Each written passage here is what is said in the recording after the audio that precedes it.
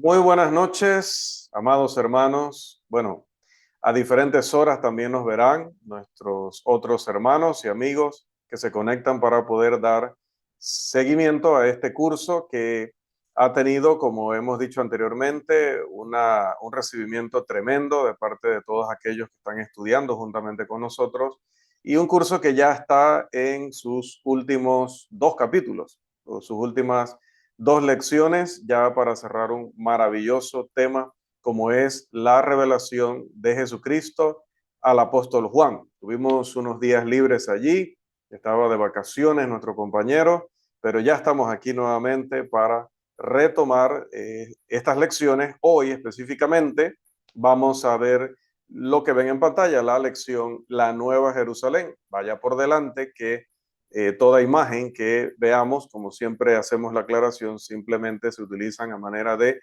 ilustración, pero una ilustración que en nada puede representar la precisión y exactitud de los conceptos originales. Simplemente es para que mientras vamos estudiando, pues vayamos teniendo una perspectiva o una idea, se podría decir.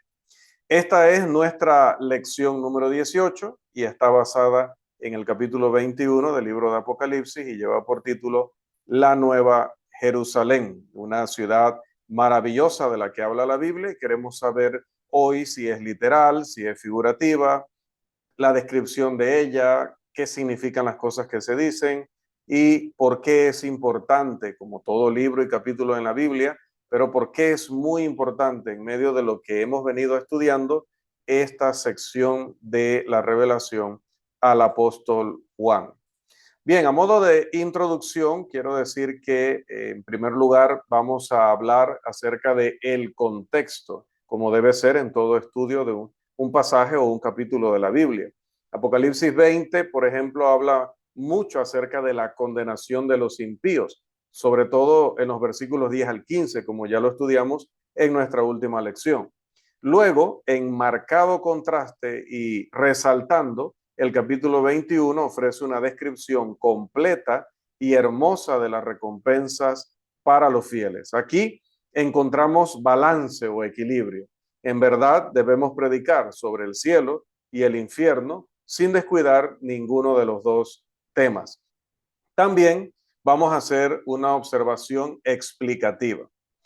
¿Qué queremos decir con esto? Si Apocalipsis 21 habla sobre, en primer lugar, la iglesia en el lugar glorificado, o dos, sobre el lugar glorificado de los redimidos, en este capítulo, eso tiene poca importancia, ya que ambos temas se amalgaman.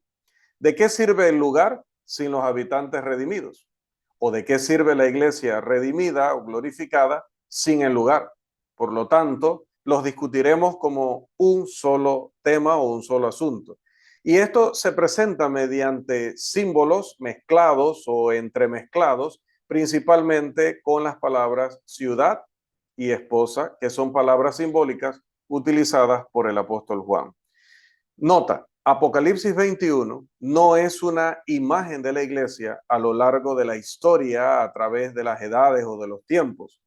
El contexto, que es el capítulo anterior, el Apocalipsis 20, y el siguiente capítulo, el capítulo 22, parecen prohibir que vayamos por esa idea o detrás de esa interpretación.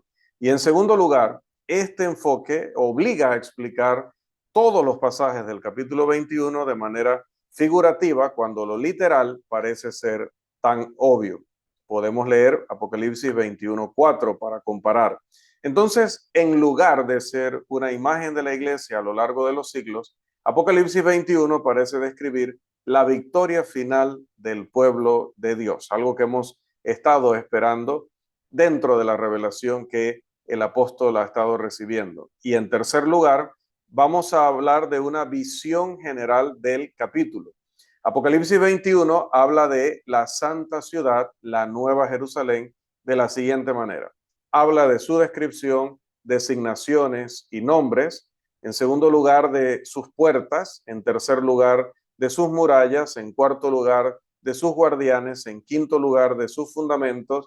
En sexto lugar, de su calle. En séptimo lugar, de sus habitantes. En octavo lugar, de sus medidas y magnitud.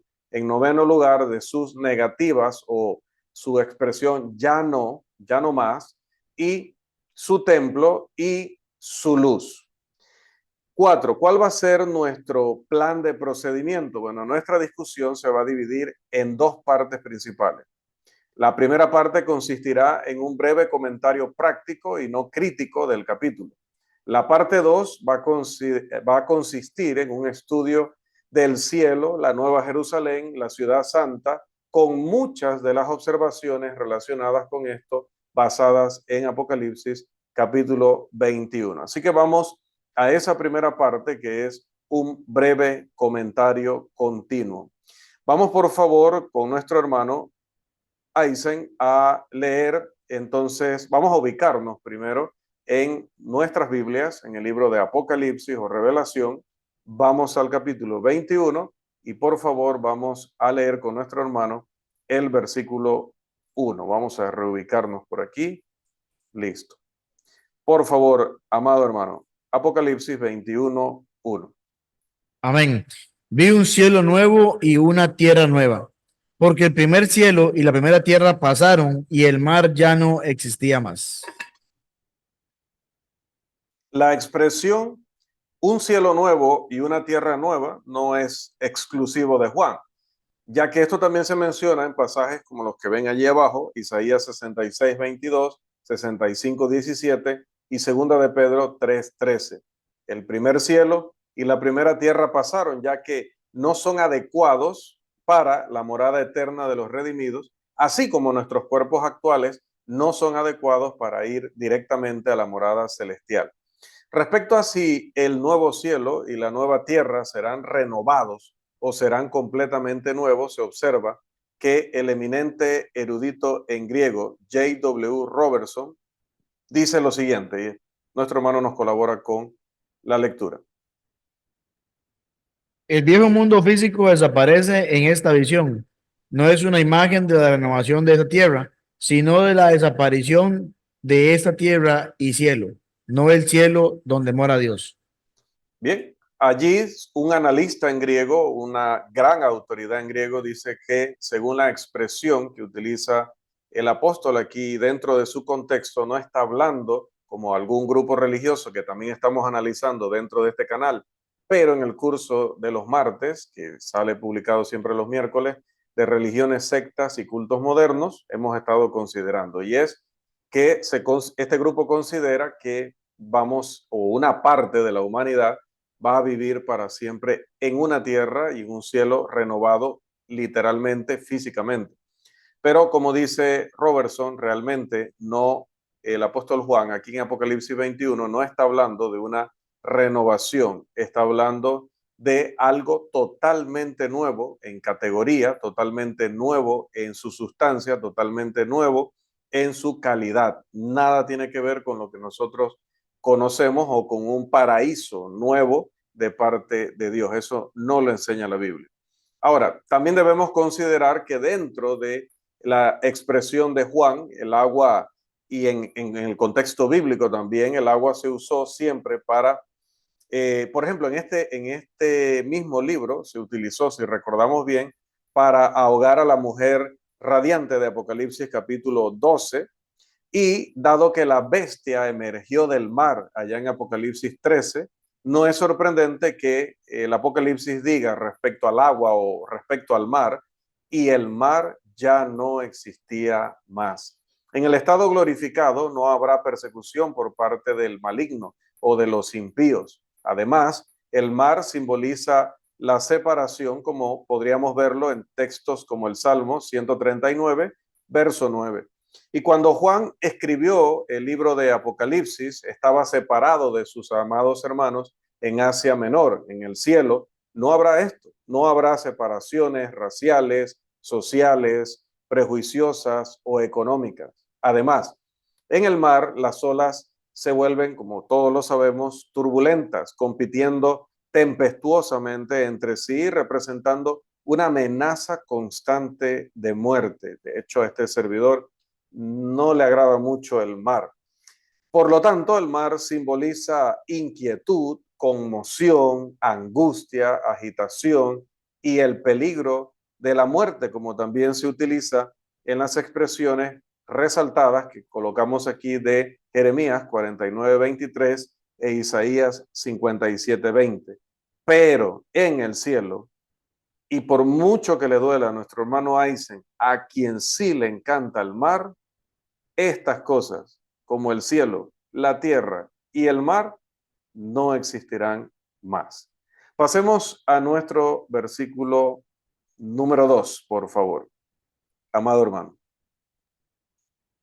Y yo, Juan, vi la santa ciudad, la nueva Jerusalén, descender del cielo de Dios, dispuesta como una esposa ataviada a su marido. Gracias, hermano. Desde tiempos inmemoriales, grandes hombres a lo largo de los siglos han buscado lo que el autor de la Epístola a los Hebreos describió como la ciudad que tiene fundamentos, cuyo arquitecto y constructor es Dios. Ahora, en Apocalipsis 21, se habla de esto ya haciéndose realidad. La santa ciudad, la nueva Jerusalén, y una esposa ataviada para su marido son símbolos mezclados que se refieren a una misma cosa. Así como las fuerzas del mal también han sido descritas en el libro como Babilonia y una ramera, en Apocalipsis, por ejemplo, 17:1 al 5 y 18:2, también es común en las escrituras comparar una ciudad con una mujer hermosa. Y las imágenes aquí parecen estar combinadas. Además, la iglesia es mencionada como una ciudad en Hebreos 12:22 al 23, como también es mencionada como una esposa en Efesios 5:22 al 33. Por lo tanto, en este versículo, la ciudad es la esposa y la esposa es la ciudad. La iglesia no se convertirá en la esposa cuando nuestro Señor venga o cuando entremos al cielo, sino que su preparación será como la preparación de una esposa. En segundo lugar, observemos que la ciudad es santa, ya que no habrá pecado allí, como dice el versículo 27 de este capítulo 21. En tercer lugar, notemos que se le llama ciudad, lo que habla de belleza, seguridad, habitabilidad y actividad. Y en cuarto lugar, al ser de origen divino, se habla de ella como la que desciende del cielo de Dios. Pasemos entonces, amados, a nuestro versículo número 3. Y oí una gran voz del cielo que decía, he aquí el tabernáculo de Dios con los hombres, y él morará con ellos, y ellos serán su pueblo, y Dios mismo estará con ellos como su Dios. En el Antiguo Testamento y cuando todavía Jesús estaba ministrando, todavía durante también los primeros años de la iglesia, pues Israel miraba hacia su templo, que anteriormente a ser una edificación fija, era una gran tienda donde estaban todos los elementos de la adoración. A esa tienda, por llamarle así, se le conoció como el gran tabernáculo. Era donde se entendía que Dios habitaba en medio de su pueblo. Por lo tanto, al compararlo con el cielo, este es el lugar donde experimentaremos la presencia de nuestro Dios. La expresión y andaré entre vosotros y yo seré vuestro Dios y vosotros seréis mi pueblo se expresa a lo largo del Antiguo Testamento. Por ejemplo, en Levítico 26:11 al 12, Jeremías 31:33 y Ezequiel 37:12. Dios es ahora Emmanuel, Dios con nosotros. Si podemos observarlo reverentemente, como lo fue Cristo. Recuerde Mateo 1:23 para el cumplimiento de esta profecía del Emmanuel o del Dios con nosotros. Pasemos entonces al versículo 4. Enjugará Dios toda lágrima de los ojos de ellos, y ya no habrá muerte, ni habrá más llanto, ni clamor, ni dolor, porque las primeras cosas pasaron. Estudie por favor Apocalipsis capítulo 7, versículos 14 al 17, junto con este versículo 4 de Apocalipsis 21. Ahora notamos que las cosas que pertenecen al primer cielo, a la primera tierra, ya no existirán más. Por lo tanto, no habrá más muerte, tristeza, llanto o dolor. Por lo tanto, el cielo se va a caracterizar por la ausencia de muerte, de lágrimas, y de dolor. No habrá más muerte porque no habrá más pecado, dice Apocalipsis 21:8. El dolor ya no será necesario para hacernos apreciar más el Calvario, por impresionarnos con la tragedia del pecado o para desarrollar nuestro carácter. Vamos al versículo 5, por favor. Y el que estaba sentado en el trono dijo, he aquí, yo hago nuevas todas las cosas. Y me dijo, escribe, porque estas palabras son fieles y verdaderas. El mandamiento de escribir ahora aparece por tercera vez en el libro. La primera vez la tenemos, o una de las veces está en Apocalipsis 14:13 y en el 19:9. Si vamos más atrás, aunque no pasamos por el capítulo en esta lección, en Apocalipsis 1:11 a Juan se le había dicho, escribe en un libro lo que ves. El material de ese tipo debía ser registrado por escrito para su lectura, estudio e interpretación perpetuos. En segundo lugar, el material a ser escrito fue ratificado por su propia naturaleza, porque esas palabras que dice eran fieles y verdaderas. Esto lo dice aquí en el versículo 5 y también en Apocalipsis 22:6. Apocalipsis 19:9 dice incluso, estas son palabras verdaderas de Dios. Al constituir la naturaleza de las palabras a ser escritas, el versículo 6 podía seguir con se ha cumplido, un presente profético. Es decir, aunque los asuntos que se están discutiendo estaban todavía y siguen estando en el futuro, se hablaba de ellos como algo tan cierto que se consideraba como ya realizado. Versículo número 6. Y me dijo, hecho está. Yo soy el alfa y la omega, el principio y el fin. Al que tuviere sed, yo le daré gratuitamente de la fuente del agua de la vida. Además, el Señor ratifica, promete y asegura al darnos sus títulos. Yo soy el alfa y la omega. Esto es una repetición de Apocalipsis 1:8. Él es el principio, griego arge, y Él es el fin, griego telos. Por lo tanto, Él es la fuente, el origen, pero también es la culminación de todo. Es la primera causa y también aquel que pone fin a todas las cosas. Él está desde el inicio hasta el final, como dice Pablo en Romanos 11:36. Versículo 7. El que venciere heredará todas las cosas, y yo seré su Dios y él será mi hijo. En este versículo se recuerda la promesa que se había hecho a las 7 iglesias, allá en 2:7 y 2:11. Este versículo es una visión de un niño recibiendo su herencia completa. La promesa, yo seré su Dios y él será mi hijo, fue hecha a Abraham en primer lugar, Génesis 17:7, a la descendencia de David, en segundo de Samuel 7:14 y al primogénito de Jehová, en el Salmo 89, versos 26 y 27. Por lo tanto, los destinatarios de esta promesa son verdaderamente una compañía maravillosa. Versículo 8. Pero los cobardes e incrédulos, los abominables y homicidas, los fornicarios y hechiceros, los idólatras y todos los mentirosos tendrán su parte en el lago que arde con fuego y azufre, que es la muerte segunda. El versículo 7 contrasta fuertemente con el versículo 8 contrasta fuertemente con el versículo anterior. Una lista de aquellos que no estarán en el cielo constituiría un tremendo estímulo para los primeros santos, ya que no estarán presentes para atormentar, para tentar o para intimidar. Pero ¿quiénes no estarán en el cielo? Note que dice, los cobardes, es decir, aquellos que tenían vergüenza del evangelio, los que se dieron cobardemente, los que no defenderían la causa y que como soldados desertaron de las filas. ¿Quién más? Los incrédulos, es decir, los infieles, los que negaron la fe, los que carecían de fe, los que eran poco confiables incluso. ¿Quiénes más? Los abominables. Literalmente ese término significa alguien o aquellos que desprendían un fuerte hedor. Entonces, ¿qué era esto? Se refería a gente que no se bañaba, gente que andaba con un olor fétido literalmente. No, los abominables son los detestables, los contaminados, aquellos cuya conducta es repugnante y es una ofensa para Dios y para los hombres, aquellos que eran culpables, podríamos decir, de los 7 pecados de los que habla Proverbios, capítulo 6, versículos 16, versos 16 al 19.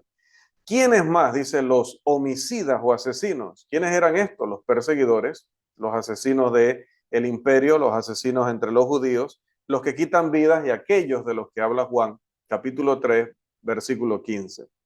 ¿Quiénes más no estarán en el cielo? Dice los fornicarios, es decir, aquellos caracterizados por una pasión desenfrenada que se involucraban en todo tipo de relaciones sexuales ilícitas.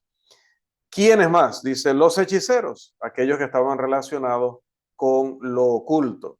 También los idólatras, es decir, aquellos que habían servido y adorado a otros dioses. También podríamos incluir a los avaros, porque dice Colosenses 3:5 que la avaricia también es idolatría. ¿Quiénes más no estarán allá? Dice los mentirosos, obvio, aquellos que son ajenos a la verdad y a la sinceridad. Entonces el versículo 8 hace referencia a Apocalipsis 20, 11 al 15, así como Apocalipsis 21, 9 en adelante hace referencia a Apocalipsis 21, 1 al 7. Dado esto, todos deben elegir en qué grupo se encontrarán en el gran y último día.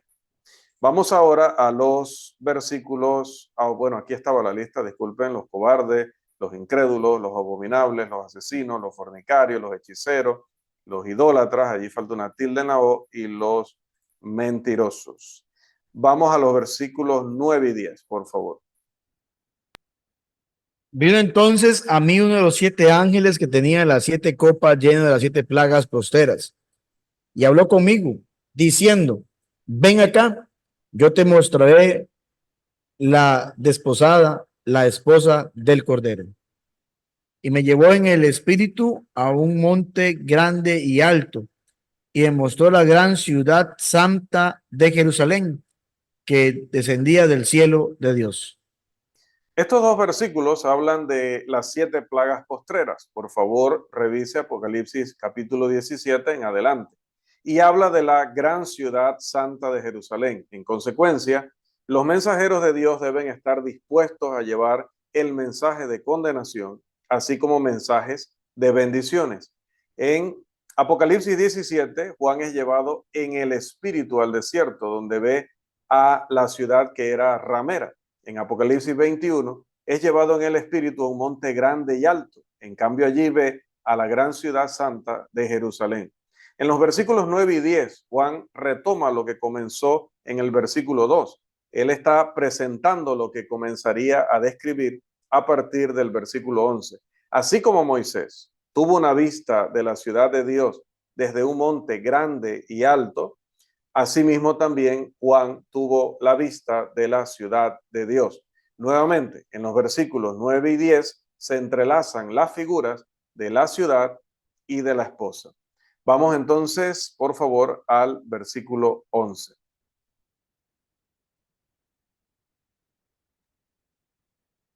Teniendo la gloria de Dios, y su fulgor era semejante al de una piedra preciosísima, como piedra de jaspe, diáfana como el cristal.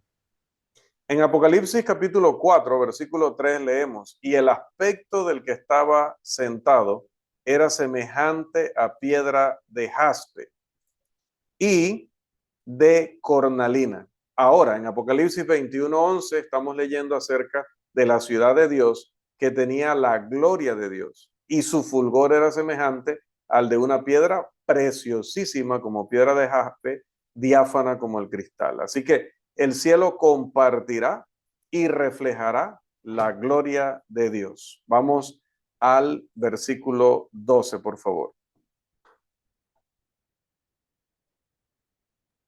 Tenía un muro grande y alto con 12 puertas, y en las puertas 12 ángeles, y nombres inscritos, que son las 12 tribus de los hijos de Israel. Juan comienza una descripción exterior de la ciudad de Dios que abarca los versículos desde el 12 hasta el 21. El muro sugiere protección y seguridad. Las 12 puertas implican una amplia oportunidad de ingresar, así como la entrada abundante que menciona Segunda de Pedro, capítulo 1, versículos 11 al 12. Los ángeles están de pie en las puertas como guardianes y para hacer nuestra entrada a la ciudad aún extremadamente gozosa. Esto es comprensible a la luz de lo que dice Hebreos 1:14, que ellos son ministros para los redimidos. Los nombres en las puertas denotan residencia y nadie puede entrar excepto aquellos que están numerados. El Israel espiritual es la iglesia de nuestro Señor, como enseñan muy claramente Romanos 2:28 al 29 y Gálatas capítulo 6, versículo 16. Pasemos al versículo 13, por favor. Al oriente 3 puertas, al norte 3 puertas, al sur 3 puertas, al occidente 3 puertas. Las puertas estaban dispuestas de manera que garantizaban el acceso desde todas partes, con residentes que provienen de todas las áreas, climas y regiones. Lea 1 Corintios 12:13, Gálatas 3:28 en adelante, que habla de cómo el reino de Dios está abierto a todas las personas, de todos los lugares, de todas las razas, de todos los idiomas. Es más, Mateo capítulo 8, versículo 11 dice, vendrán muchos del oriente y del occidente. Pasemos, por favor, al versículo 14. Y el muro de la ciudad tenía 12 cimientos, y sobre ellos los 12 nombres de los 12 apóstoles del Cordero. El versículo 14 amplía lo que dice el versículo 12. En el versículo 12 tenemos a los hijos de Israel y en el versículo 14 tenemos a los 12 apóstoles del Cordero. Por lo tanto, hay representantes de ambos testamentos. Por cierto, los nombres en los 12 fundamentos son de los 12 apóstoles y no solo sobre el nombre de Pedro, como también dice un grupo religioso que estaremos analizando en el otro curso ya mencionado. Además, indudablemente los 12 apóstoles incluían al apóstol Pablo, así como las 12 tribus incluirían a Dan, aunque no se menciona específicamente en el versículo 7. La iglesia glorificada estará allí debido a su dependencia de los apóstoles y su obediencia a su revelación divina, como habla Pablo de ello en Efesios capítulo 2, versículo 20. Pasamos al versículo 15, por favor. El que hablaba conmigo tenía una caña de medir, de oro, para medir la ciudad, sus puertas y sus muros. Bien, aquí el oro es apropiado por la naturaleza de la ciudad que se está midiendo, así como también el oro es acorde a aquel que lo está utilizando o está utilizando esta vara. Medir la ciudad indica que fue construida, muy importante este punto, medirla significa que fue construida según el plan divino, así como la iglesia no tiene su diseño en organización, su diseño en el plan de salvación, su diseño en la adoración, porque nosotros lo hemos inventado, no, eso ya lo había establecido Dios. Podemos leer Apocalipsis 11:1 respecto a esta cualidad de la iglesia o del reino del Señor. Pasamos entonces al versículo 16, por favor. La ciudad se halla establecida en cuadro y su longitud es igual a su anchura. Y él midió la ciudad con la caña, 12,000 estadios. La longitud, la altura y la anchura de ella son iguales. La ciudad es cuadrada. Podemos leer de este tipo de construcción en Primero de Reyes 6:20, en Éxodo 27:1 y el 32 y Éxodo 28:6. Se dice que Nínive y Babilonia, las ciudades literales, fueron construidas en forma cuadrada. O sea, se dice en la historia, no estamos hablando de algún texto bíblico en particular. Ahora, habla de 12,000 estadios que equivalen a 24,000 kilómetros, lo que hace que el área, porque si era cuadrada, lo que hace que el área total de la ciudad sea de 3.621.024 kilómetros cuadrados. Pero una ciudad con un área de 3.621.024 kilómetros cuadrados casi se extendería, por ejemplo, desde Londres, allá en Inglaterra, hasta Nueva York, en los Estados Unidos, atravesando todo el océano Atlántico en esa extensión. Entonces, obviamente debemos entender que esto es simbólico, sugiriendo que al pie de la cruz hay lugar, como bien sabemos, para todos. Versículo 17, amado hermano.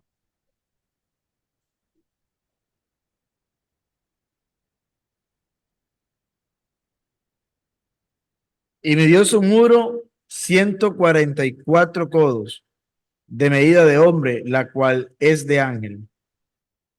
Al ser una ciudad tendría muros. 144 codos equivaldría a un muro de 266 pies de altura. El muro de Babilonia, para poner un ejemplo o hacer una comparación, tenía 300 pies de altura. Los muros del pórtico de Salomón tenían 100 pies de altura. Nuevamente, aquí se utiliza simbolismo. Los muros no son demasiado altos para ocultar la luz de la ciudad, pero son suficientes para mantener fuera lo impuro. La medida de un hombre, aunque utilizada por un ángel, se emplea para evitar dificultades con la información que se está dando. Lo que se quiere es que las personas comprendan el mensaje. Versículo 18, por favor.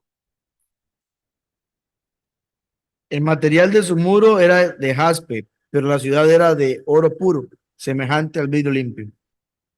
El jaspe era una piedra translúcida de color verde. La ciudad, siendo de oro puro, semejante a cristal limpio, simboliza lo que es precioso y hermoso más allá de la descripción. Y dado que lo simbólico nunca es tan hermoso como la sustancia, podemos afirmar que aún no se ha contado la mitad en cuanto a la belleza de la ciudad de Dios. Ahora vamos a leer los versículos 19 y 20, por favor. Y los cimientos del muro de la ciudad estaban adornados con toda piedra preciosa. El primer cimiento era jaspe, el segundo zafiro, el tercero ágata, el cuarto esmeralda.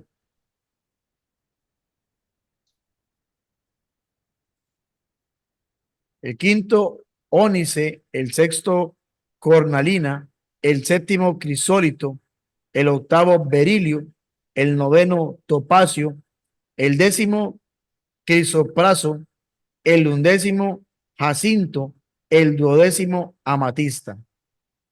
Los cimientos del muro de la ciudad estaban adornados con piedras valiosas o preciosas, lo que hace que la estructura sea radiante y magnífica. Ahora, mire lo curioso. 8 de estas piedras aparecían en el pectoral que llevaba el sumo sacerdote en el Antiguo Testamento. Puede verificarlo en Éxodo 28:17 y en adelante, y 36:17 en adelante en el mismo libro.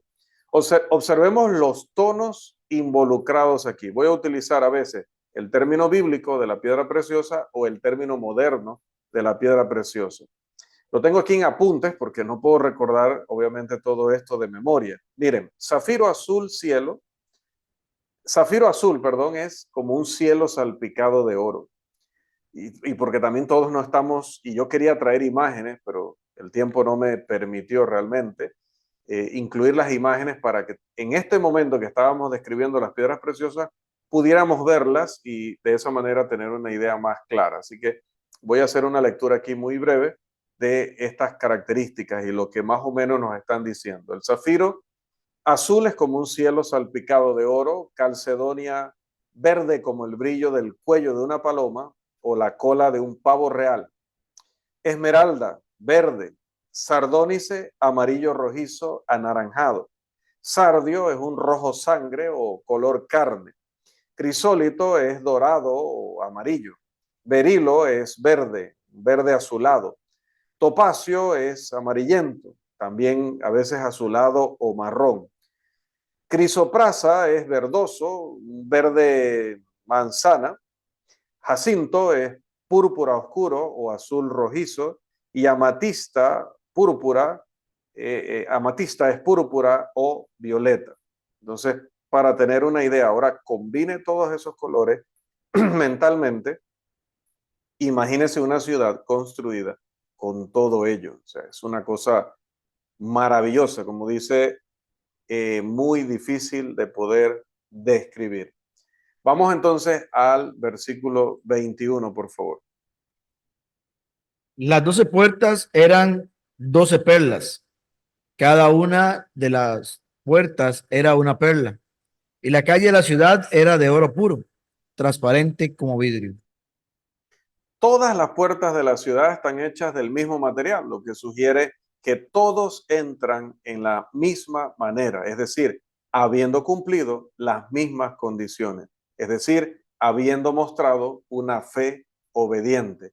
Al hablar de las puertas hechas de perlas, recordamos la parábola del Señor sobre la perla de gran precio allá en Mateo 13, 45 y 46. Sin duda, la palabra calle aquí representa todas las avenidas de la ciudad, implicando un acceso libre y fácil a todas las maravillas inefables que hay en ella. Oro puro, transparente como vidrio, coincide con la pureza característica de toda la morada celestial. Versículo 22, amado hermano. Y no vi en ella templo, porque el Señor Dios Todopoderoso es el templo de ella y el Cordero. Bien, con este versículo Juan comienza a describir el interior de la ciudad y esto continúa hasta el versículo 27. El templo es donde Dios se encontraba con los suyos, pero en el cielo está en medio de nosotros, sugiriendo así que no habrá necesidad de ir a algún lado para tener comunión con Dios. Estaremos en su inmediata presencia, con su presencia impregnando todo en nuestro hogar celestial. La Shekinah o la gloria de la que hablaban los israelitas en el Antiguo Testamento tiene su contraparte en la presencia divina en el cielo. Además, el templo es donde se hacían los preparativos para estar finalmente con Dios, pero ya no se necesitará eso. Cuando se alcanza el fin, los medios ya no son necesarios. Además, el templo era el lugar del sistema de sacrificios, pero dado que no habrá pecado en el cielo, no habrá necesidad de expiación. Además, con todos los habitantes de la ciudad siendo sacerdotes, en lugar de haber un templo allí, la ciudad constituiría un templo. O, para verlo de otra manera, se nos dice en 1 Corintios 6:16 que nosotros como iglesia somos el templo de Dios, pero allá Dios será el templo.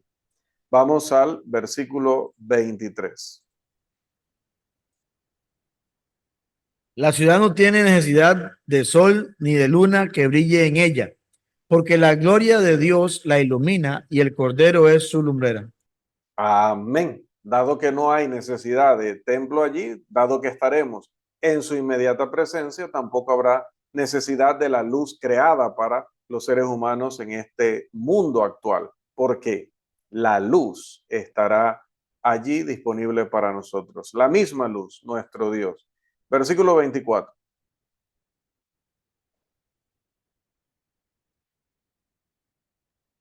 Y las naciones que hubieren sido salvas andarán en la luz de ella, y los reyes de la tierra traerán su gloria y honor a ella. Esto nos recuerda lo que dice Isaías 2:1 al 4, que todas las naciones fluirían hacia la casa de Dios. Esto subraya el hecho de que el Evangelio, o recalca lo que ya he dicho con las puertas, que el Evangelio es para todos. Mateo 28, 18 al 20 dice que debemos bautizar a gente de todas las naciones. Marcos 16, 15 dice que debemos predicar el Evangelio a toda criatura. Y Apocalipsis 22, 17 dice que se acerque todo el que quiera, todo el que tenga sed sin distinción. Así que hombres de todas las razas y rangos, clases y climas, tribus y lenguas estarán allí. De hecho, los redimidos por la sangre vienen de toda tribu, lengua, pueblo y nación, como dice este mismo libro de Apocalipsis en el capítulo 5, versículo 9 y el capítulo 7, versículo 9. Versículo 25. Sus puertas nunca serán cerradas de día, pues allí no habrá noche. Las puertas suelen cerrarse durante la noche porque en la noche se comete mucho mal, como dice el apóstol Pablo en Primera de Tesalonicenses 5:7. Pero en el cielo no habrá maldad.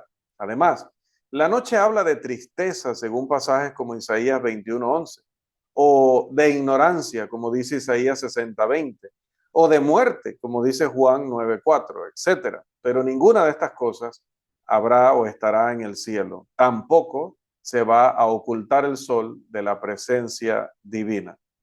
Vamos entonces a los dos últimos versículos de este capítulo, versículo 26 y versículo 27, por favor.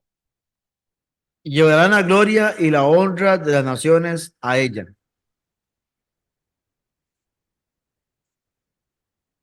No entrará en ella ninguna cosa inmunda o que hace abominación y mentira, sino solamente los que están inscritos en el libro de la vida del Cordero. A nada impuro o pecaminoso se le permitirá entrar allí. De hecho, la exclusión de esas cosas es absoluta, como se indica en la declaración, ninguna cosa. Así como Roma tenía una lista maestra de sus ciudadanos, solo aquellos que están registrados en el libro de la vida del Cordero tendrán ciudadanía celestial. Bien, amados, entramos entonces a la segunda parte de nuestra lección. Para esta no tenemos particularmente presentación, así que solamente vamos a hacer algunas acotaciones u observaciones y aplicaciones de lo que hemos visto hasta aquí. Dice que un granjero de Kansas, en los Estados Unidos, hizo un viaje a la ciudad de Nueva York. Al regresar a casa, un lugar, como lo dice su profesión o su vocación, un lugar bastante alejado de las ciudades, reunió a su familia y trató, según su mejor capacidad, de describir las maravillas de lo que había visto, de la ciudad. Y él decía, ¿saben? ¿Recuerdan ese pequeño topo que excava en nuestro patio delantero? Por supuesto, la familia, sí, sí. Bueno, en Nueva York hay túneles, pero muy, muy grandes, por medio de los cuales pasan trenes rápidos. Y allá, bueno, le llaman a eso el metro. Continuó. ¿Recuerdan ese silo que tenemos en la parte trasera de la casa? Bueno, en Nueva York tienen edificios tan altos que serían como apilar nuestros silos uno encima de otro y encima de otro y así sucesivamente hasta llegar muy, pero muy alto. Y con analogías similares continuó contando sus anécdotas. Ahora, sabemos que un metro no es un túnel de topos y sabemos que un rascacielos no se parece en nada a un montón de silos puestos uno encima del otro. Sin embargo, esto era lo mejor que el granjero podía o sabía hacer para poder explicarse. De manera similar, nos sentimos igualmente impotentes para describir las bellezas y maravillas de la ciudad de Dios. Sin embargo, según nuestra mejor capacidad humana, basándonos en la palabra del Señor, que nos brinda una idea de la majestuosa ciudad, haremos nuestro mejor esfuerzo en esta nueva sección. Algún autor desconocido escribió el siguiente artículo y creo que es extremadamente expresivo en relación a nuestro estudio actual. Se llama El cielo. Y dice así, un ministro anunció que el tema de su sermón sería el cielo. Recibió una carta de un anciano muy enfermo.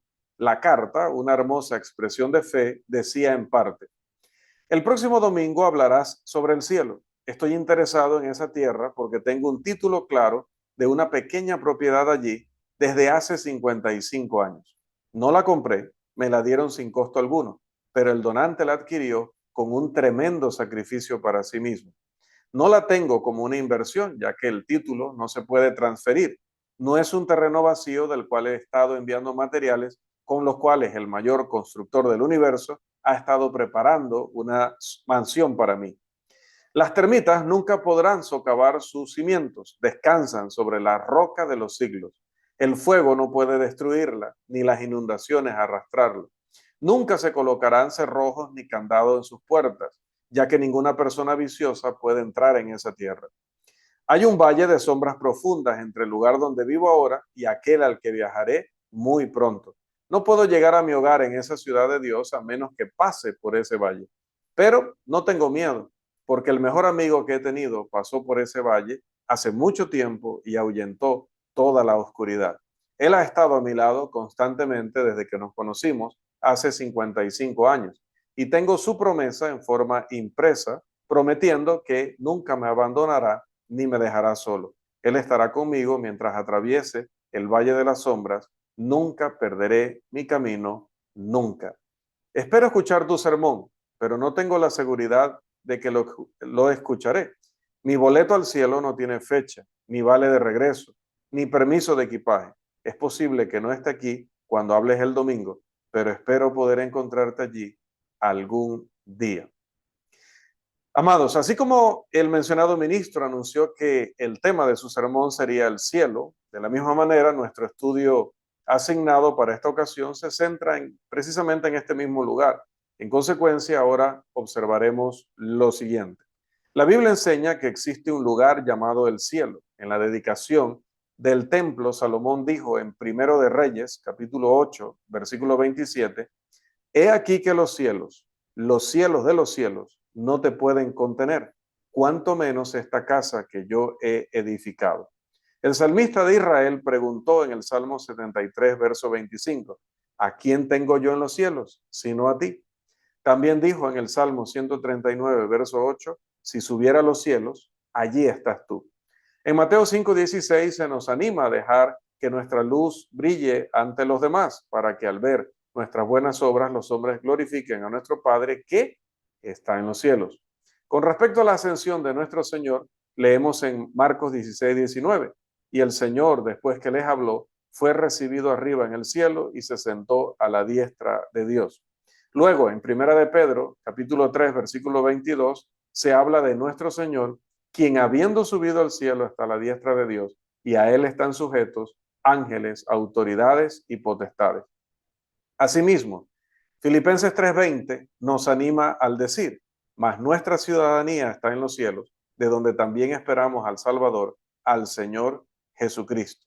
En la segunda carta del apóstol Pablo a los tesalonicenses, capítulo 1, versículos 7 al 9, se promete descanso a aquellos que están afligidos, cuando se manifieste, dice el Señor Jesús, desde el cielo con los ángeles de su poder. Y en cuanto a que el cielo es un lugar, qué reconfortantes son las palabras de Juan en el capítulo 14, versículos 1 al 6 del Evangelio según Juan, que dicen, en la casa de mi Padre muchas moradas hay, y luego voy pues a preparar lugar para vosotros, y si me fuere y os prepararé lugar, vendré otra vez y os tomaré a mí mismo, para que donde yo estoy, vosotros también estéis. La redención implica la existencia de un cielo. Sin el cielo, la redención pierde en gran medida su propósito y significado. Por eso, en el mundo protestante, donde muchos dudan y niegan gran parte de la vida futura, no es de extrañar que dichas personas prediquen y practiquen lo que se conoce como el evangelio social. Es decir, su trabajo se relaciona principalmente con este mundo y sus aspectos, como tener una mejor economía, una mejor vivienda, una mejor relación laboral, gestionar esta vida terrenal de la manera más próspera posible, etc. El infierno sugiere la existencia de un cielo. En Mateo 25:46 se nos habla de la vida eterna, pero en el mismo pasaje, Mateo habla también del castigo eterno. En Juan 5:28 y 29 se nos habla de la resurrección para vida, pero en el mismo pasaje Juan también menciona la resurrección para condenación.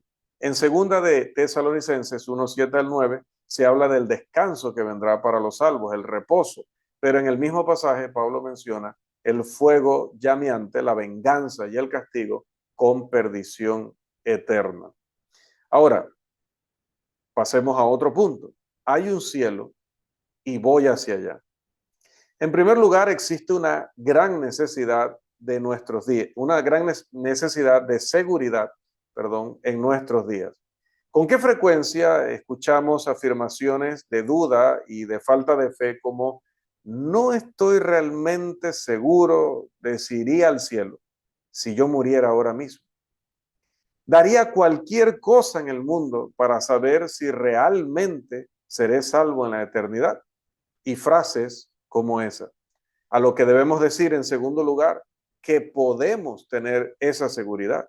Primera de Juan 2:3 dice, y en esto sabemos que nosotros le conocemos si guardamos sus mandamientos.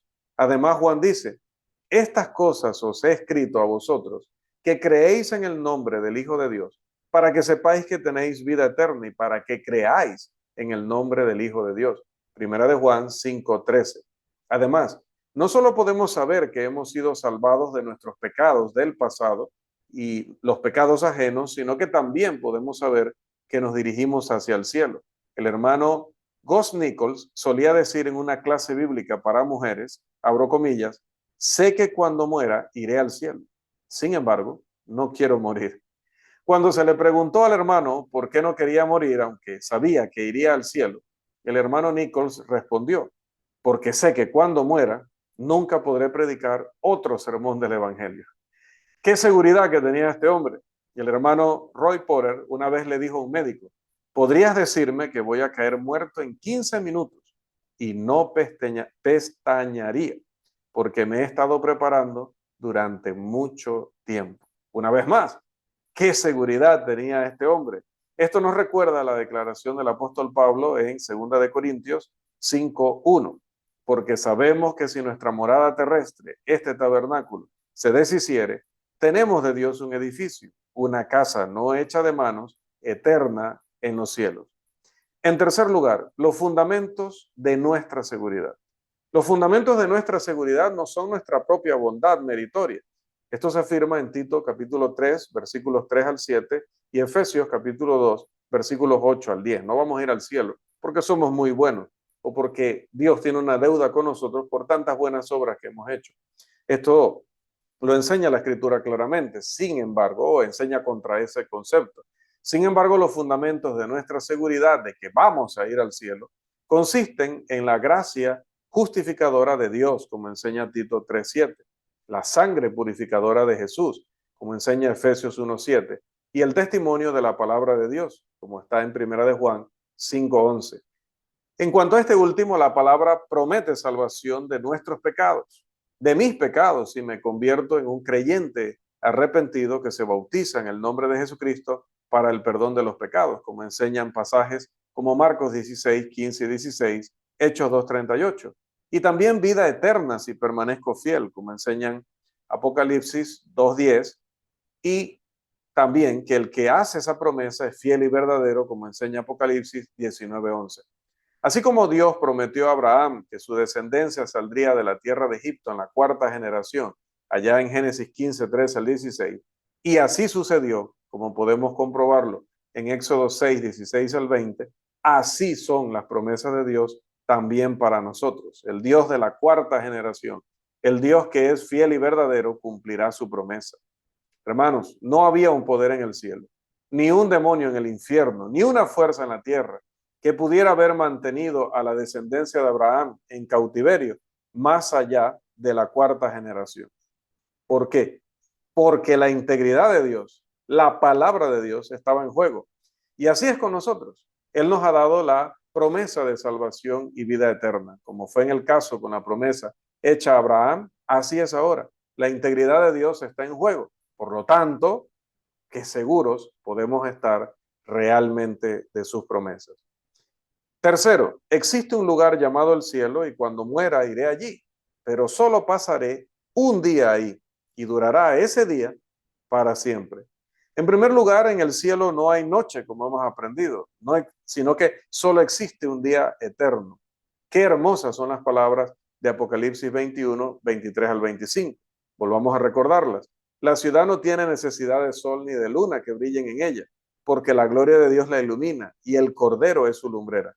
Y las naciones que hubieran sido salvas andarán a la luz de ella, y los reyes de la tierra traerán su gloria y honor a ella.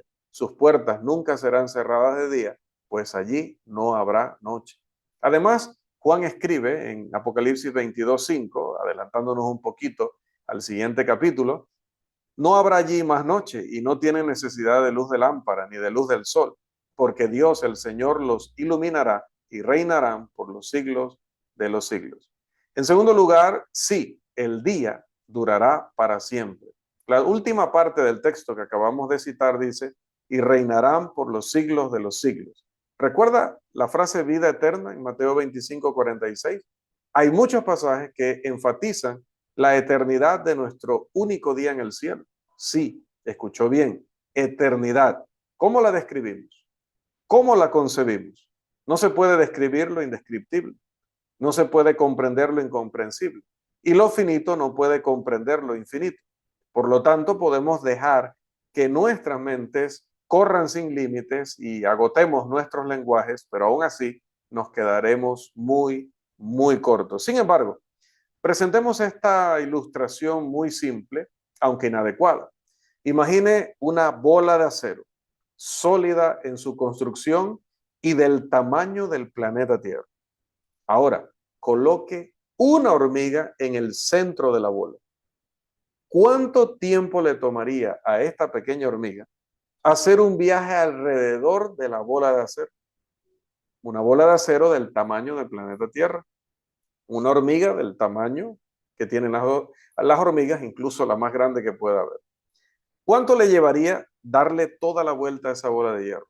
¿Décadas, siglos, milenios? ¿De cuántas veces tendría que dar vueltas alrededor de la bola de acero para hacer un caminito, para desgastar una hendidura de 1/4 de pulgada de profundidad?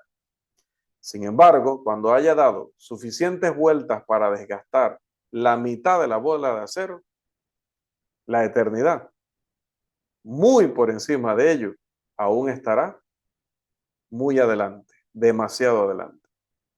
Cuarto, existe un cielo, voy hacia allá, solo pasaré un día allí, pero durará para siempre. Pero, ¿cómo será estar allí? En primer lugar, estaré con Dios. ¿Acaso no dice Mateo 6:9, Padre nuestro que estás en los cielos, santificado sea tu nombre? Pues Apocalipsis 21:3 dice, y oí una gran voz del cielo que decía, he aquí el tabernáculo de Dios con los hombres, y él morará con ellos, y ellos serán su pueblo, y Dios mismo estará con ellos como su Dios.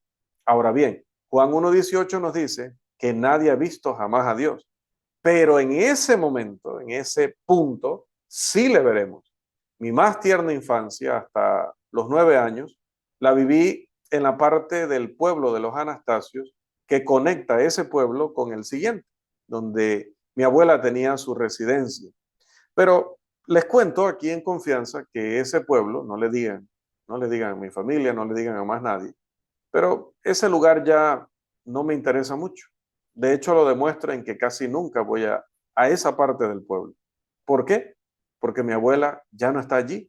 Ella falleció hace unos años. Como pueden ver, la presencia del ser amado hace la diferencia en un lugar. Al hermano Gus Nichols una vez le pidieron que hablara sobre el cielo y le pidieron que predicara del tema de tal manera que llevara a su audiencia mentalmente hasta allí. Qué reto, ¿no?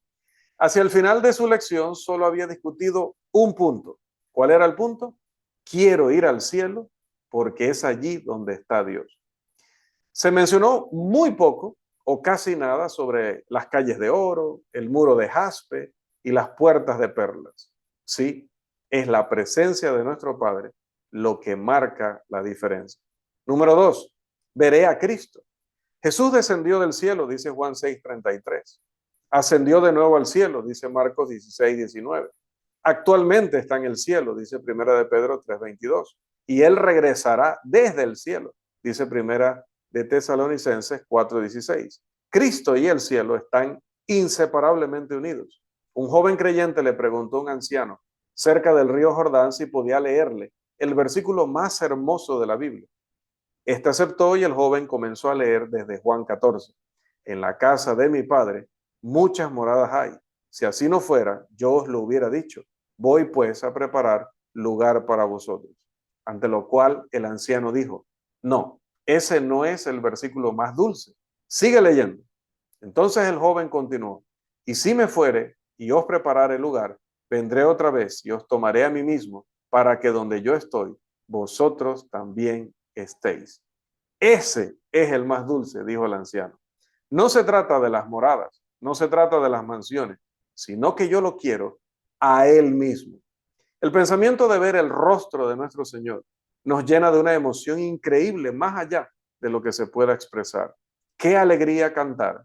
Cara a cara espero verle, más allá del cielo azul. Cara a cara, en plena gloria, he de ver a mi Jesús. Qué alegría y privilegio hubiera sido ser miembro del apostolado, ¿sí? Del círculo íntimo de Pedro, Jacobo y Juan.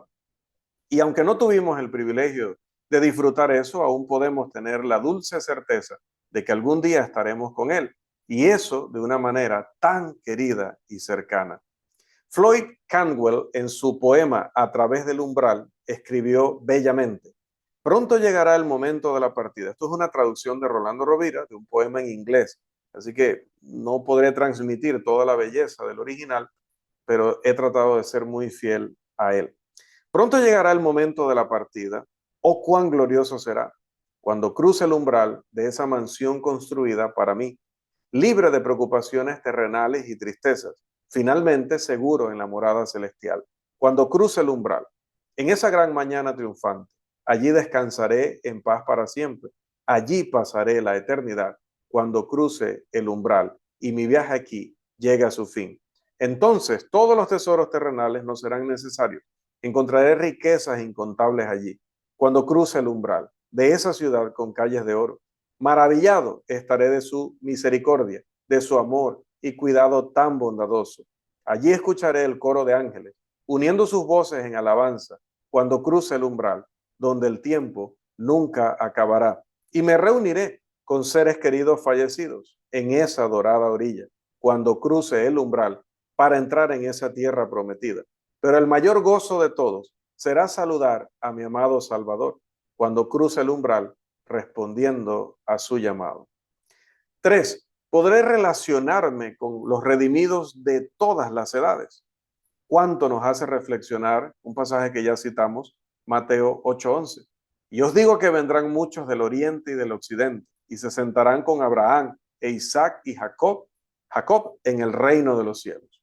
Cuán dulce y celestial es la comunión que disfrutamos en la tierra, que incluso ahora nos quedamos despiertos hasta altas horas de la noche o de la madrugada, conversando con aquellos que comparten esta misma fe preciosa.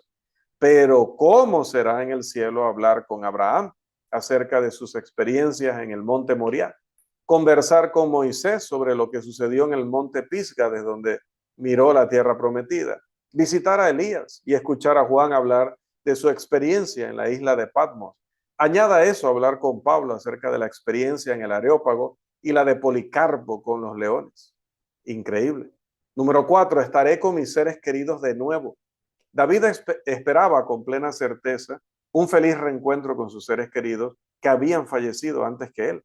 Así lo dijo en relación a su pequeño hijo que había muerto en 2 de Samuel 12:23. Mas ahora que ha muerto, ¿para qué he de ayunar? ¿Podré yo hacerle volver? Yo voy a él, mas él no volverá a mí.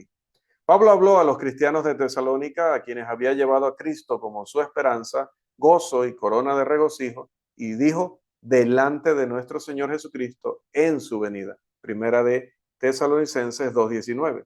¿Y qué decir de lo que escribió en esa misma carta, el capítulo 4, los versículos 13 al 17, donde leemos: tampoco queremos, hermanos, que ignoréis acerca de los que duermen, para que no os entristezcáis como los otros que no tienen esperanza. Porque si creemos que Jesús murió y resucitó, así también traerá Dios con Jesús a los que durmieron en él. Por lo cual os decimos esto en palabra del Señor, que nosotros que vivimos, que habremos quedado hasta la venida del Señor, no precederemos a los que durmieron. Porque el Señor mismo, con voz de mando, con voz de arcángel y con trompeta de Dios, descenderá del cielo, y los muertos en Cristo resucitarán primero. Luego nosotros, los que vivimos, los que hayamos quedado, seremos arrebatados juntamente con ellos en las nubes para recibir al Señor en el aire, y así estaremos siempre con el Señor. Estos pasajes ciertamente implican un reconocimiento en el futuro. Además, ¿acaso los discípulos no reconocieron a Moisés y a Elías en el monte de la transfiguración? Lea Mateo 17:1 al 7. El relato del hombre rico y Lázaro también nos enseña lo mismo en Lucas 16:19 al 31. Entonces, cuán maravillosos, cuán asombrosos, cuán tiernos son los reencuentros que a veces podemos presenciar en aeropuertos y terminales del transporte público, cuando las familias reciben a sus seres queridos de quienes han estado separados por largos periodos de tiempo. Esto no es solo una ilustración del feliz reencuentro que todos vamos a experimentar con nuestros seres queridos en el más allá y de cómo disfrutaremos la presencia mutua a lo largo de las eternidades sin fin. Quinto, estaremos en descanso. Juan nos anima al escribir en Juan 14:13, oí una voz que desde el cielo me decía, escribe, bienaventurados de aquí en adelante los muertos que mueren en el Señor. Sí, dice el Espíritu, descansarán de sus trabajos porque sus obras con ellos siguen. El trabajador anhela el descanso al final de un día agotador. El estudiante anhela el descanso después de un día de arduo estudio. El atleta anhela el descanso después de exigir cada músculo de su agotado cuerpo. El viajero anhela el descanso después de un largo y fatigoso día de viaje. De manera similar, el siervo de Dios, ya sea en la vejez o a veces cansado, anhela el reposo prometido. Cuán hermosas son las palabras del poema Descanso al final de la hilera. También en inglés, vagué lejos de la ciudad con su ruido y calles polvorientas y caminé por el campo donde el aire era puro y dulce. Y mientras miraba a mi alrededor en la mañana temprana, a través de la colina vi a un agricultor arando maíz. En un instante pareció que la escena se transformó en tiempos pasados y yo otra vez, un niño pequeño, seguía la hilera. Como solía hacerlo detrás de mi padre, teníamos que deshiervar el maíz, así nomás. Y si lo hacíamos, papá siempre decía, puedes descansar al final de la hilera. Lo veo ahora, el mismo campo antiguo, papá sudando en el arado, nosotros niños siguiéndolo con nuestras azadas, él para enseñarnos cómo, y siempre decía, ahora hazlo bien y corta las malas hierbas mientras avanzas. Y si hacíamos lo que papá decía, podíamos descansar al final de la hilera. Los años han pasado, nosotros, los niños, hemos crecido y papá ya no está aquí. Pero ahora miro ese campo de maíz como lo escardamos en los días de antaño y comparo esta vida con ese campo de maíz mientras trabajamos aquí abajo. Pues papá dijo que si hacemos bien nuestro trabajo, descansaremos al final de la hilera. Sexto, nunca volveré a experimentar enfermedad, dolor o aflicción. Al visitar a aquellos que están enfermos terminalmente y sufriendo un dolor insoportable, ¿quién querría quedarse en ese estado todo el tiempo? Cuán hermosas son las palabras de Dios en Apocalipsis 21:4. Enjugará Dios toda lágrima de los ojos de ellos, y ya no habrá muerte, ni habrá más llanto, ni clamor, ni dolor, porque las primeras cosas pasaron. También leemos, pues tengo por cierto que las aflicciones del tiempo presente no son comparables con la gloria venidera que en nosotros ha de manifestarse. Romanos 8:18. Pablo escribe en 2 de Corintios 4:16 al 18. Por tanto, no desmayamos. Antes, aunque nuestro hombre exterior se va desgastando, el interior, no obstante, se renueva de día en día. Porque esta leve tribulación momentánea produce en nosotros un cada vez más excelente y eterno peso de gloria. No mirando nosotros las cosas que se ven, sino las que no se ven. Pues las cosas que se ven son temporales, pero las que no se ven son eternas. El hermano Jack Exum escribió un hermoso ensayo titulado No hay cojos allí, que ahora reproduzco brevemente en nuestro idioma, ya casi en el cierre de nuestra lección. Dice, cuando nuestro hijo era apenas un niño de 2 años, se convirtió en víctima de la polio. Fue sentenciado a usar aparatos ortopédicos, corsés, muletas y una silla de ruedas. Cuando la polio atacó, él lanzó un contraataque propio. Comenzó a cantar y ha estado cantando desde entonces. No fue tan malo hasta que comenzó a componer sus propias canciones. Incluso creó sus propias melodías. Un día, cuando tenía unos 5 años, estaba acostado en el sofá y comenzó a cantar una canción nueva. Cuando llegue al cielo, ¿sabes qué voy a hacer? Voy a subir por escaleras, luego bajaré las escaleras. Luego hizo una pausa y preguntó, papá, ¿hay niños cojos en el cielo? No, fue mi tranquilizadora respuesta. Fue entonces cuando lo escuché suspirar. Oh, desearía poder apresurarme a ir allí. En la calle de la Gloria no habrá hospitales, clínicas ni sanatorios. Séptimo, nunca derramaré otra lágrima. Recuerden lo que mencionamos hace un momento, Apocalipsis 21:4. Enjugará Dios toda lágrima de los ojos de ellos. Juan también escribió en este mismo libro de Apocalipsis, en el capítulo 7, en los versículos 14 al 17, lo siguiente. Y él me dijo, estos son los que han salido de la gran tribulación y han lavado sus ropas y las han emblanquecido en la sangre del Cordero. Pero, o por esto están delante del trono de Dios y les sirven de día y noche en su templo. Y el que está sentado sobre el trono extenderá su tabernáculo sobre ellos. Ya no tendrán hambre ni sed, y el sol no caerá más sobre ellos, ni calor alguno, porque el Cordero que está en medio del trono los pastoreará y los guiará a fuentes de agua de vida, y Dios enjugará toda lágrima de los ojos de ellos. En la vida, frecuentemente, las lágrimas mojan la mejilla y empañan los ojos. De hecho, ríos de lágrimas han sido derramados desde el principio del tiempo, pero allí no habrá lágrimas en el cielo, no habrá tristeza, no habrá dolor, todo será alegría cuando nos unamos en esa feliz multitud. Como dice también un himno, no habrá lágrimas, ninguna lágrima en el cielo, y el dolor y la tristeza habrán desaparecido. No habrá lágrimas, ninguna lágrima allá arriba. No conoceremos lágrimas en el cielo. Octavo, nunca experimentaremos separación. En este lado del tiempo hay separaciones debido a ocupaciones, oportunidades educativas, servicio militar, enfermedad y muerte. Pero allí no habrá más despedidas, adioses y nos veremos. De hecho, los cristianos fieles nunca se ven por última vez. En realidad soñamos con el cielo cuando cantamos más allá del sol. Noveno, nunca conoceré la muerte. Cada vez que asistimos a un funeral, anhelamos una tierra mejor. Y existe ese lugar. Una vez más, considera Apocalipsis 21:4. Enjugará Dios toda lágrima de los ojos de ellos, y ya no habrá muerte, ni habrá más llanto, ni clamor, ni dolor, porque las primeras cosas pasaron. La muerte y el Hades, recuerde, han sido arrojados al lago de fuego. Apocalipsis 20:14. Tal es el alegre reencuentro en las nubes que Pablo afirma, y estaremos con el Señor siempre. Primera de Tesalonicenses 4:17. Esto es posible porque nuestros cuerpos habrán sido transformados en un cuerpo glorioso, es decir, un cuerpo que está sujeto al mundo de la gloria. Y al obtener ese cuerpo, nunca moriremos. Sí, podremos cantar sin reservas, meditad en que hay un hogar donde van para siempre a gozar los creyentes en Cristo Jesús. Qué reconfortante es saber que en el cielo no habrá cementerios en las colinas de la gloria, ni coronas de flores en las puertas, ni mensajes de condolencia enviados. Punto 10. Adoraré a Dios por siempre. Apocalipsis 22:3 dice, y no habrá más maldición, y el trono de Dios y del Cordero estará en ella, y sus siervos le servirán. A veces cantamos, al llegar los cantantes de Dios al hogar.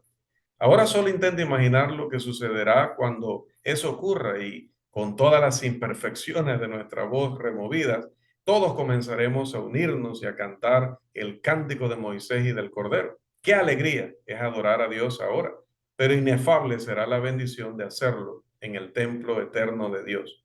11. Estaré en casa. Tratando de describir lo que le sucedió a Enoc, un niño le contaba a su madre que el maestro dijo, al final del día, después de que Dios y Enoc caminaron y hablaron como buenos amigos deberían y hacen, Dios se volvió hacia Enoc y le dijo, Enoc, es tarde ya, ¿por qué no vienes y te quedas en mi casa? Y algún día feliz, eso también sucederá para nosotros, si tan solo somos fieles. Tal vez hayamos visto casas hermosas y palaciegas en la tierra, pero todas parecerán vacíos establos cuando se comparen con el hogar eterno del alma. El hogar es un lugar de amor, alegría, adoración, paz, contentamiento, y donde todas nuestras necesidades son suplidas. Y así será el cielo, pero de manera perfecta.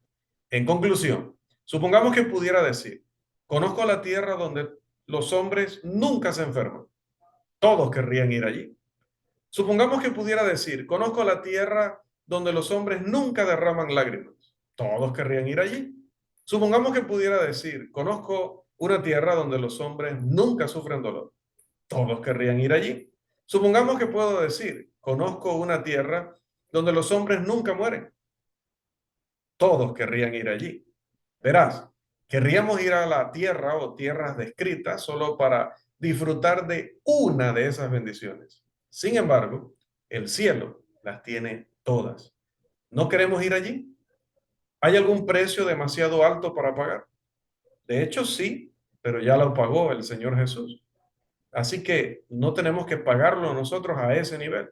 Entonces, cualquiera que sea la carga que debamos llevar, cualquier sacrificio que debamos hacer, cualquier condición o requisito que debamos cumplir, y sí, cualquier precio que debamos pagar en cuanto a vivir la vida cristiana, enfrentemos el desafío y vamos a enfrentarlo con alegría, porque a lo largo de esas edades interminables, rodeados por el muro de jaspe, mientras caminamos por las calles de oro, se escuchará que decimos, como la reina de Saba, ni aún se me contó la mitad de lo que era todo esto. Que el Todopoderoso nos bendiga ricamente.